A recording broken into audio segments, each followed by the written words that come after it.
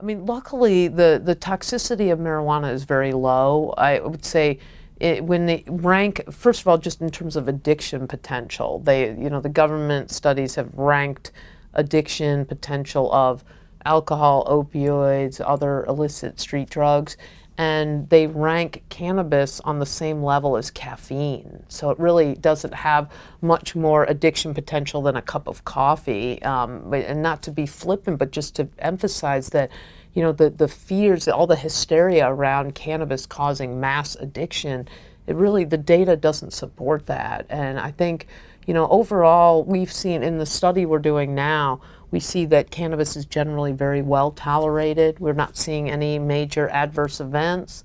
We're seeing very few side effects overall, and we're observing them in the lab. So it's not like I'm getting some subjective report back from somebody later. I'm actually watching this firsthand and seeing how they're reacting to it. It's the onset of action of cannabis. It starts to take hold. We're observing this from start to finish, and we're seeing that it's extremely well tolerated, and that's a really good sign, because that really speaks to the veterans have been arguing for years that cannabis should just be descheduled, not rescheduled from 1 to 2 or 1 to 3, but taken off the schedule of controlled substances. And I think that because it has such a mild side effect profile, I really support that, because I feel like this plant probably doesn't need to be treated more than any other herbal preparation,